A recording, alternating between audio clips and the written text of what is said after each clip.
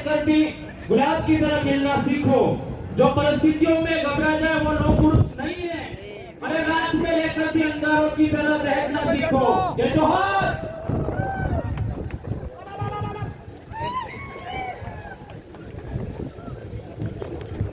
सभी साथियों को धन्यवाद। आज अनुसूचित क्षेत्र के अंदर संवैधानिक आधारों आरक्षण को लेके अनुसूचित क्षेत्र आरक्षण मोर्चा के बैनर तले इस कार्यक्रम में सबसे पहले तो मैं इस मंच पे हमारे जो महापुरुषों की जो प्रतिमा लगी है, इन महापुरुषों को नमन करना चाहूंगा। और साथ ही इतनी गर्मी में भी बारिश के सीजन से पहले जो तूफान आता है, ऐसा तूफान अभी से आना शुरू हो गया। और इतनी गर्मी है, शादियों का सीजन है, इसके बावजूद भी उदयपुर जिले के सामाजिक विंगों के पदाधिकारियों ने, समुदाय के हित में काम करने वाले कार्यकर्ताओं ने इस कार्यक्रम को सफल बनाया है। उसके लिए इस कार्यक्रम को सफल बनाने वाले सारे पदाधिकारी कार्यकर्ताओं को मेरी ओर से तहे दिल से धन्यवाद देना चाहूंगा। साथियों, लगभग शायद मेरी जानकारी में जो है कि 12 बजे से वक्तव्य शुरू हुए। सभी वक्ताओं ने अपने अपने विचार रखे। अनुसूचित क्षेत्र के अंदर संवैधानिक प्रावधानों को लेके सभी साथियों ने अपने वक्तव्य रखे। आप सबने बड़े तसल्ली से, शांतिपूर्वक ढंग से एक अनुशासित संगठन के रूप में, अनुशासित व्यक्ति के रूप में सभी साथियों का जो वक्तव्य सुना, उसके लिए तहे दिल से धन्यवाद देना चाहूंगा। जितने ये दोनों साइड जो पदाधिकारी या यूट्यूबर जितने जो साथी हैं, तो अधिकतम मेरे हिसाब से मंच में इधर आगे आ जाए ठीक रहेगा। जो पत्रकार साथी हैं और जो यूट्यूबर कुछ जो भी हैं, वो छोड़ के बाकी साथी आगे आ जाए ठीक रहेगा, क्योंकि कार्यक्रम समापन की ओर है। अपने साथ कुछ वक्ता रहे हैं। ये जो आरक्षण मोर्चा बना, आजादी के बाद से ये देश 1947 में आजाद हुआ, 1950 में संविधान लागू हुआ और 1995 तक हमारे बाप दादे नौकरी से एमपीके थे, आरक्षण से एमपीके थे कि आरक्षण क्या होता है। कई जनों को ध्यान में नहीं था। जो शहरी इलाके में थोड़ा बहुत पड़ गया है, वो आरक्षण के बारे में जानता था। सिर्फ जानता था कि एसटी, एससी, ओबीसी को आरक्षण मिलता है, लेकिन कितना मिलता है, कैसे मिलता है, किस प्रावधान के तहत मिलता थे, वो जानकारी नहीं थी उस समय। और आज भी पूर्ण रूप से इसके बारे में जानकारी नहीं। 1995 के बाद से कई सामाजिक संगठनों ने आरक्षण को लेकर लड़ाइयां लड़ी और इसी अनुरूप आज जिस पांडाल के नीचे आप विराजमान हो, यह आदिवासी समुदाय के हित में आदिवासी परिवार की जो विचारधारा है, उस विचारधारा से आप बंधे हुए हो। और इस विचारधारा ने 2015-16 से अनुसूचित क्षेत्र के अंदर संवैधानिक प्रावधानों को लेकर लड़ाई लड़ना शुरू किया। तो आरक्षण का जो इतिहास है देश लेवल पे, जब संविधान में इसके प्रावधान हुए, इससे पहले जब ब्रिटिश शासन था, अंग्रेजों का शासन था, उस दौरान हमारे पूर्वजों ने उनसे लड़ाइयां लड़ी, खून पसीना बहाया। और उस समय अंग्रेजों ने शेड्यूल 5 का, शेड्यूल 6 का प्रावधान किया कि रिजर्व इलाका, ट्राइबल टेरिटरी इलाका, और इसी को संविधान के अंदर सम्मिलित किया गया। और आज मैं सांसद के रूप में हूं, रिजर्व कैटेगरी से जो अधिकारी कर्मचारी हैं, तो हम सब उसी का परिणाम है। शेड्यूल 5 के प्रावधानों का, उसकी वजह से हमें ये रिजर्वेशन का प्रावधान मिला और उस कागज परिणाम, उस जो ये कागज था, ये प्रमाण पत्र था, उसको हमारे निर्वाचन आयोग में जमा किया और उस वजह से मुझे चुनाव लड़ने का अधिकार मिला। आज देश के अंदर, केंद्र के अंदर 7% रिजर्वेशन मिलता है। देश की जो जनसंख्या है, जनसंख्या के हिसाब से 7 से 8% एसटी है, तो 7 से 8% लमसम केंद्र में रिजर्वेशन मिल रहा है। केंद्र की सरकार की जो भर्तियां होती है देश लेवल की, पहला स्टेप वो हो गया। सेकंड नंबर, राज्य स्तर की भर्तियों में राजस्थान के अंदर 13% आदिवासी समुदाय है 2011 की जनगणना के अनुसार। तो राज्य के अंदर 13% रिजर्वेशन मिलना चाहिए, लेकिन कई बार नहीं मिल पाता। तीसरे नंबर पे हमारा शेड्यूल एरिया, और शेड्यूल एरिया के अंदर 45% रिजर्वेशन का प्रावधान, मतलब 100 नौकरियां में निकलती हैं तो 100 में से 45 नौकरी शेड्यूल ट्राइब को मिलने का प्रावधान अनुसूचित क्षेत्रों में। तो आरक्षण के 3 स्टेप हो गए। केंद्र सरकार का राज्य स्तर पे 13% और शेड्यूल एरिया पे 45%। अब होता क्या है, सरकार आरक्षण देना नहीं चाहती, लेकिन आरक्षित वर्ग को आपस में लड़ाना जरूर चाहती है। और लड़ाया इसलिए जाता है राजनीति के लिए। चंडीवाल में 2 मिनट रुक जाना, 2 मिनट चंडीवाल, 5 मिनट रुक जाओ। सुप्रीम कोर्ट का जजमेंट आया और सुप्रीम कोर्ट के जजमेंट में यह कहा गया कि आरक्षण के अंदर कैटेगरी की जाएगी, मतलब संथाल अलग, भील अलग, गोंड अलग, सहरिया अलग, मीणा अलग, दानका अलग, गरासिया अलग। और सरकार ने उनके आईटी सेल के माध्यम से देश लेवल पे प्रचार किया और आपस में लड़ाने लगे। मध्य प्रदेश में कहने लगे संथाल को, गोंड को कि तुम्हारा आरक्षण भीड़ खा गया। हमारे गरासिया को बोलने लगे तुम्हारा आरक्षण भीड़ खा गया। भीलों को कहने लगे तुम्हारा आरक्षण मीणा खा गया। सहरिया को कहने लगे तुम्हारा आरक्षण भील और मीणा खा गया। आदिवासी समुदाय जब आरक्षण को समझने लगा कि संवैधानिक आरक्षण कितना है, कितना मिलना चाहिए, कितना अन्याय हो रहा है, जब ये समझने लगा तो उन्होंने आपस में लड़ाने की पॉलिसी कर दी। तो ये आज जो कार्रवाई है हमारा अनुसूचित क्षेत्र आरक्षण मोर्चा, पहले हमने बांसवाड़ा में, सेकंड नंबर प्रतापगढ़ में, और आज तीसरे नंबर पे आज उदयपुर के पदाधिकारी ने आयोजन कराया। सुप्रीम कोर्ट का जजमेंट आया। राजस्थान के अंदर, केंद्र के अंदर बीजेपी की सरकार है और उस सरकार को डबल इंजन की सरकार के रूप में वो खुद दावा करते हैं। मतलब डबल इंजन मतलब डबल पावर। और यही उनके पदाधिकारी गांवों में, शहरों में रैलियां निकालने लगे और कहने लगे कि आरक्षण मिलना चाहिए। उन्होंने कमेटी बनाई, बीच में सारे मिक्स होकर रैलियां निकाल रखी।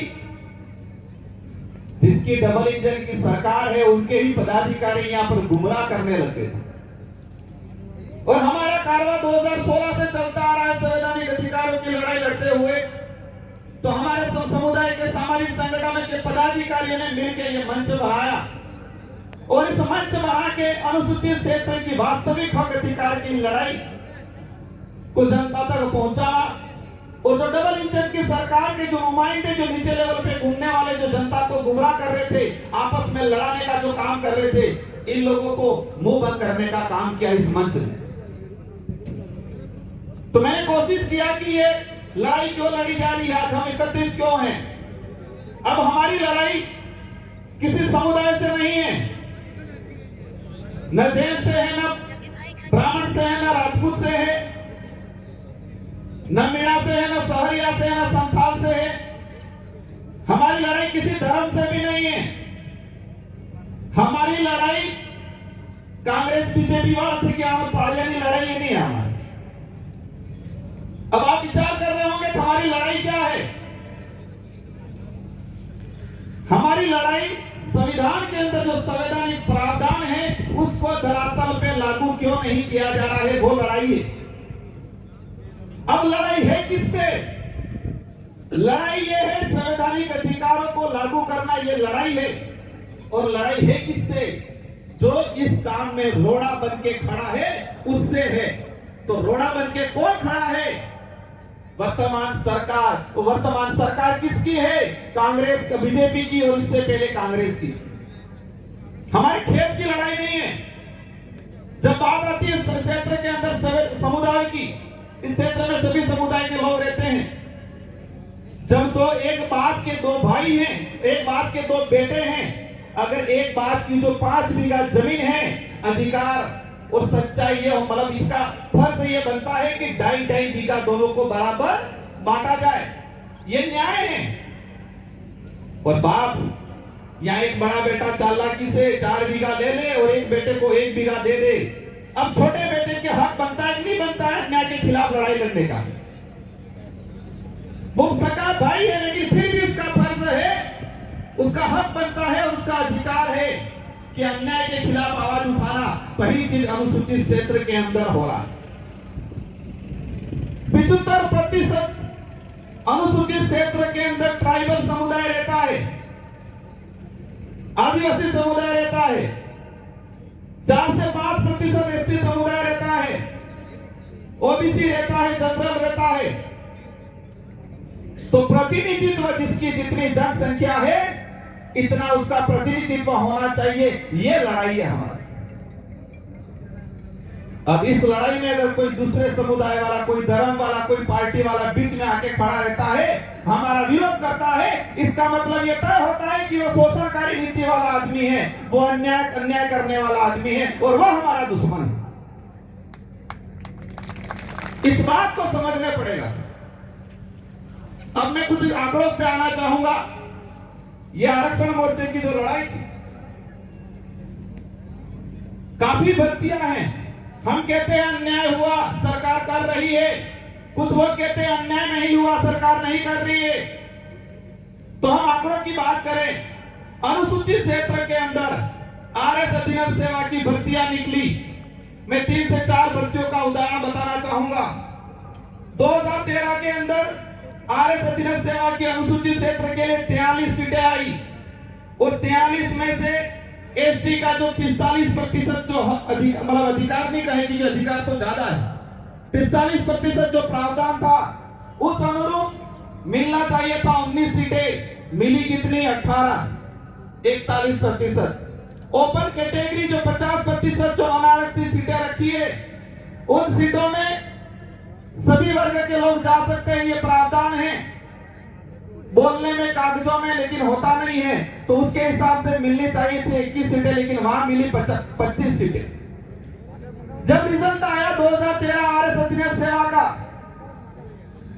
45 सीटों पर सीधे अनुसूचित क्षेत्र के सामान्य वर्ग से भरी गई और एसटी के कितने पद भरे? जो 18 मिले थे वही। 75% जनसंख्या वालों को 18 और बाकी 25 सीटें से भरी गई और 80 को मिला 0। वही चीज 2016 के अंदर 29 सीटें आई, एसटी को मिली 12, सामान्य ओपन कैटेगरी की रही 17 और एक भी एसटी एससी कैटेगरी का सामान्य सीट पे इसका चयन नहीं हुआ। वही चीज 2018 के अंदर 49 सीटें आई, एसटी को मिली 42 सीटें, सॉरी एसटी को मिली 12 सीटें। कितने प्रतिशत? 32%। 2013-2016 का जो अधिसूचना है वो कह रही है 45%, लेकिन यहां पर कितना मिला? 32%। और ओपन कैटेगरी की सीटें आई 25 सीटें। एसटी को मिली अनुसूचित क्षेत्र के अंदर 12 सीटें, ओपन कैटेगरी को मिली 25 सीटें। इस प्रकार तीनों भर्तियों के अंदर 109 सीटें आई, 109 में से 49 एसटी को और 67 सीटें ओपन कैटेगरी की रही। जब रिजल्ट आया देखा एक भी आरक्षित वर्ग का बच्चा सामान्य सीट पे नहीं गया। अब जो ज्यादा डेढ़ होशियार है वो कहते हैं कि मेरिट में नहीं आया होगा, पढ़ा नहीं होगा, ज्यादा नंबर कम आए होंगे।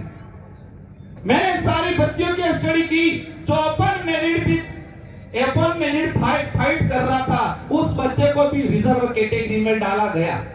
क्या ये अन्याय नहीं है? इस बात को दूसरे पार्टी वाले करते हैं।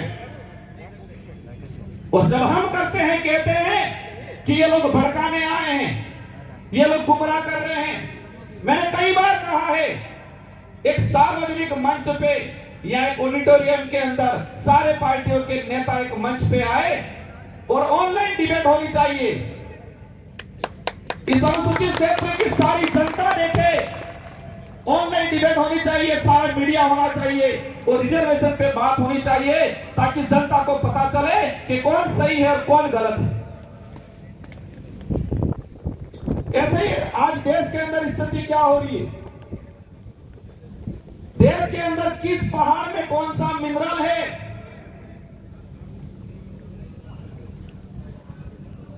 कहां सोना निकल रहा है, उसकी गणना हो रही है, उसकी खोज हो रही है।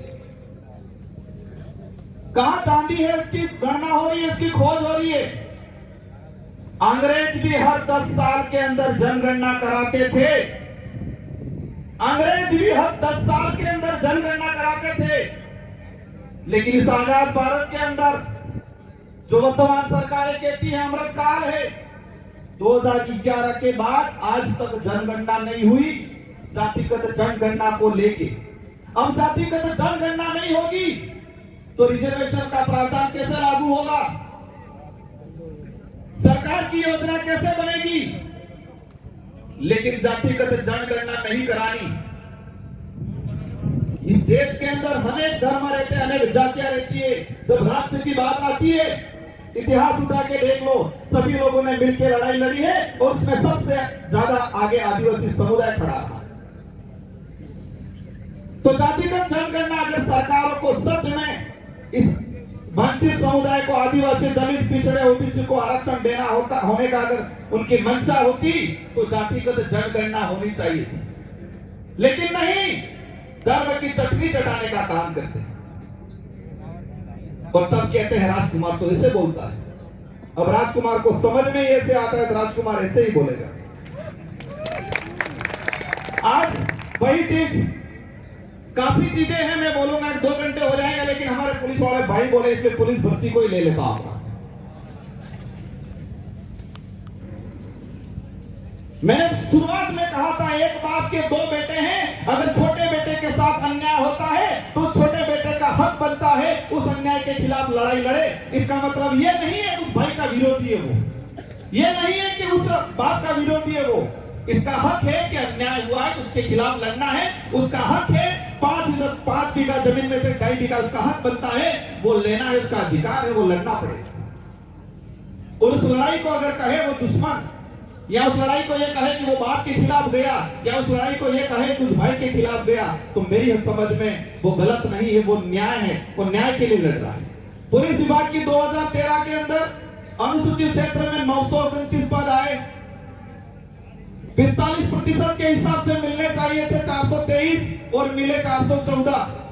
ओपन कैटेगरी में 472 पद आए और उस ओपन कैटेगरी में एसटी एससी से एक तो 8 बच्चे जा पाए ओपन कैटेगरी में। वही 2016 के अंदर अनुसूचित क्षेत्र के अंदर 408 पद आए, मिलने चाहिए थे 45% के हिसाब से 183 पद, मिले 131 पद। कितने पदों का नुकसान हुआ? 51 पदों का। 45% के हिसाब से भी कितना प्रतिशत मिला हमको? 32% मिला। और ओपन कैटेगरी में 268 पद आए और 268 में से एसटी के मात्र जा पाए 19 बच्चे। वही चीज 2018 के अंदर 965 पद टोटल आए थे, इसमें से एसटी को मिले 283। कितना प्रतिशत मिला? 29% अनुसूचित क्षेत्र में। टोटल पद कितने आए थे? 965 और 965 में से एसटी को कितना मिला? 283। कितना प्रतिशत मिला? 29%। 45% की भी बात करें तो भी कितना मिला? 29%। और ओपन कैटेगरी के आए 619 पद। और ओपन कैटेगरी में एसटी के कितने बच्चे गए? 2 बच्चे मात्र। फिजिकल के अंदर दौड़ के अलग, हाइट के अलग, चेस्ट का अलग, 5 दरवाजे बना रखे हैं। अगर 5 में से किसी एक दरवाजे में जनरल की मेरिट 72 नंबर गई, एसटी की मेरिट 60 नंबर गई और एसटी का बच्चा 75 नंबर ला रहा है। कितना ला रहा है? 75 नंबर। जनरल की मेरिट कितनी गई है? 72 गई है और एसटी का बच्चा 75 ला रहा है। लेकिन उसने अगर चेस्ट में भी छूट ले ली, हाइट में भी किसी एक में भी छूट ले ली, तो उसको सीधा बाहर या एसटी में काउंट किया जा रहा है। क्या ये गलत नहीं है? ये अन्याय नहीं हो रहा है? क्या इस अन्याय के खिलाफ लड़ना गलत है? ये ऐसी कई चीजें हैं। और इसी प्रकार उस भर्ती के अंदर 3 भर्तियों का उदाहरण देखें, 45% के हिसाब से भी हमें नुकसान 214 पद नहीं मिले और ओपन कैटेगरी मतलब कितने पद आए? 1359 पद। सरकारें चाहती है कि सभी समुदाय आपस में लड़ाए। सरकारें चाहती है तो अन्याय कर सकती है, सभी को संवैधानिक आधार पर बराबर बांट सकती है, लेकिन नहीं करना है इन लोगों को। काफी चीजें हैं, समय काफी हो गया है और बाध्यता की बात आए उसमें अनुसूचित क्षेत्र के सभी वर्गों की बात आ जाती है। पिछले 3-4 सालों के अंदर बाध्यता कर रखी है 35 और 45-40 के आसपास। हर साल 50% पद खाली दे रहे हैं और भजनलाल जी की सरकार ने अभी बीच में शायद दिसंबर महीने के अंदर एक लेटर जारी किया कार्मिक विभाग का कि 2 साल के बैकलॉग जो पद है उन पदों को सामान्य से भरा जाएगा। एक तरफ आप बाध्यता लगा रहे हो, बाध्यता लगा के रिजर्व कैटेगरी के एसटी एससी ओबीसी के बच्चों को रोक रहे हो और दूसरी ओर आप बैकलॉग सीटें जो रही है एसटी एससी की उन सीटों को सामान्य से भरा जा रहा है। और पेपर तो कितने लीक हो रहे हैं आपको पता ही है। कई तो थानेदार बन गए कपड़े पहन के, जोरदार चश्मा लगा के, बने नहीं बने? कई आरएस बन गए पेपर लीक करके, कई पीटीआई बन गए, कई सेकंड ग्रेड टीचर बन गए, बोर्ड पे ढंग से लिखना नहीं आता है। और आरएस ये सारी भर्तियों के पेपर लीक होने से सारे जो मेहनत करने वाला गरीब घर का व्यक्ति जो किसी भी समाज का उसके साथ अन्याय हुआ है और इस अन्याय की अगर लड़ाई लड़ते हैं तो क्या गलत है? साथियों मैं ऑथेंटिक बात इसलिए बता रहा हूं कि हमें किसी से लड़ाई नहीं है, हमें जो अन्याय करने वाला है उससे लड़ाई है। अगर उसमें आदिवासी है तो उससे भी लड़ाई है, उसमें मन्नालाल जी माननीय मन्नालाल जी है तो उनसे भी लड़ाई है, उसमें बाबूलाल जी है तो उनसे भी लड़ाई है, उसमें हमारा सगा भाई भी है उससे भी लड़ाई है हमारी। एक नहीं लड़ाई, वो सबसे पहले लड़ाई तो उनसे ही है। जब हमने 5वीं अनुसूची 6वीं अनुसूची की बात की, ये कहने लगे 5वीं पास और 6वीं पास। समय काफी हो गया है, मैं एक बात लास्ट के मेरा वक्तव्य समाप्त करना चाहूंगा। आज हाँ बिल्कुल एक भाई, उस भाई की भावना को समझता हूं मैं। अनुसूचित क्षेत्र के अंदर हमको नहीं जोड़ा गया है, उस वजह से उनके साथ अन्याय हो रहा है। कहना बहुत कुछ था, लेकिन मैं यही कहना चाहूंगा लिखित में मुझे दो, क्योंकि आज तक आपने मुझे लिखित में नहीं दिया। अनुसूचित क्षेत्र के अंदर 1981 के अंदर राजस्थान में अनुसूचित क्षेत्र के प्रावधान लागू हुए 1981 में। अप्रैल 2018 के अंदर अनुसूचित क्षेत्र का विस्तार हुआ, तो 5वीं अनुसूची का जो संवैधानिक प्रावधान है वो अप्रैल 2018 में विस्तार हुआ। इससे पहले 1981 के अंदर अनुसूचित क्षेत्र में, राजस्थान के अंदर अनुसूचित क्षेत्र के प्रावधान लागू हुए और उसी से ये बात याद आ गई। फिर मुझे वक्फ वाली जनता को गुमराह कर रहे, वक्फ की जमीन शेड्यूल 5, अब बोलने लगे शेड्यूल 5, कम से कम शेड्यूल 5 तो बोलने लगे ही लोग।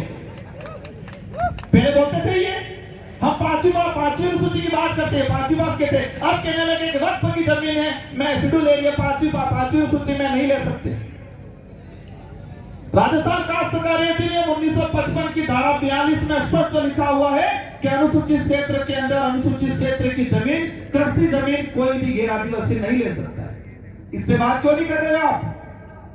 1981 के बाद अनुसूचित क्षेत्र में मैं दावे के साथ इस मंच से कहना चाहूंगा, 1 इंच भी आदिवासी की कृषि आबादी जमीन वक्फ में नहीं गई होगी, क्योंकि कानून बना हुआ है, जनता को गुमराह कर रहे हैं। बाकी इनका इतिहास क्रांति पहले छोटा मोटा बता ही दिया। सीलिंग एक्ट पे जाएंगे हम लोग।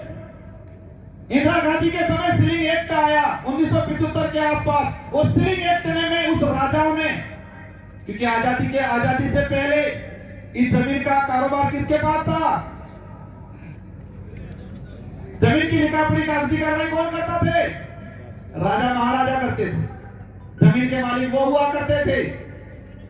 इंदिरा गांधी ने सीलिंग एक्ट लाई और उस दौरान वो बख्शिश में किन किन को जमीन दी उसका भी ब्यौरा निकालेंगे हम। और जब वो निकालेंगे वक्त की सारी पोल खुलने वाली इस इलाके के इसलिए साथियों, और एक बात अंत में यही कहना चाहूंगा, जो 5वीं अनुसूची का प्रावधान संविधान में सम्मिलित करने का काम जो सबसे महत्वपूर्ण भूमिका निभाई थी जयपाल सिंह मुंडा ने, और हमारे संसद के मित्र मन्नालाल जी कह रहे हैं कि जयपाल मुंडा बाहरी ताकत था। अगर संविधान सभा में जयपाल सिंह मुंडा नहीं होता तो शायद वो सांसद नहीं होते, आज मैं भी नहीं होता।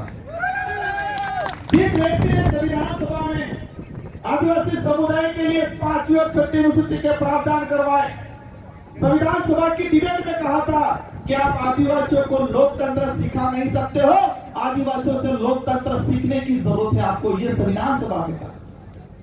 संविधान सभा की डिबेट में कहा कि हमें स्वशासन चाहिए, स्वशासन चाहिए। और वही चीज पेशा एक्ट, उसमें से कुछ चीजें लेके कुछ चीजें मूल रूप से नहीं आ पाया वो संतुष्ट करने का, लेकिन पेशा एक्ट को भी वर्तमान सरकार लागू नहीं कर रही। राजस्थान विधानसभा से जवाब आया है, क्योंकि हमने बोला था आईपीसी सीआरपीसी, आज भारत की न्याय संहिता हो गई।